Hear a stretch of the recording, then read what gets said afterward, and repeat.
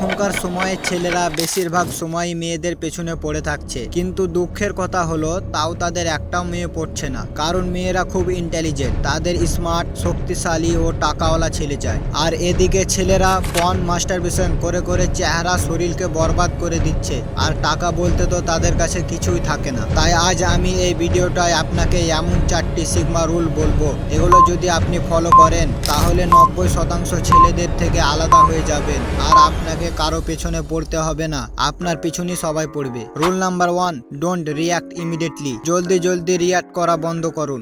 আজ যতজনই সাকসেসফুল মানুষ আছে তাদের সামনে যে কোনোই পরিস্থিতি আসুক না কেন, তারা কখনোই জলদি রিয়াক্ট করে না, তারা সব সময় ভেবে চিন্তে কাজ করে আর মাথা ঠান্ডা রাখে। একথা আমি এ কারণেই বলছি, কারণ যারা জলদি রিয়াক্ট করে তাদেরকে লোকজন নিয়ে মজা করে আর তাদের ফায়দা উঠায় আর সহজেই রাগিয়ে ফেলে। তাই কখনোই আপনি জলদি রিয়াক্ট করবেন না, সব সময় ভেবে চিন্তে কাজ করবেন। Rule number 2, don't pretend. মেয়ে হোক বা অন্য কেউ হোক, কাউকে কখনো দেখাবার জন্য কিছু করবেন না। এমনও লোক আছে যারা মেয়েদেরকে দেখানোর জন্য সিগমা মেল হয়ে থাকে, কিন্তু মেয়েটা যাওয়ার পর চিন্তা করতে লাগে যে মেয়েটা কি আমাকে পছন্দ করে বা মেয়েটা কি আমার লেগে চিন্তা করবে। কিন্তু যারা সত্যিকারই সিগমা মেল হয় তারা কখনোই এইসব চিন্তা করে না। আর আপনিও যদি সিগমা মেল হতে চান তাহলে আপনাকে লোক দেখানোর দুনিয়া থেকে বেরোতে হবে। রুল নাম্বার 3, না ডাকলে যাবেন না। এই রুলটা আপনার সেলফ রেসপেক্ট আর এনার্জিকে বাড়িয়ে দিবে। শুধু আপনি বিনা কারণে কারো ব্যাপারে নাক গলাতে যাবেন না।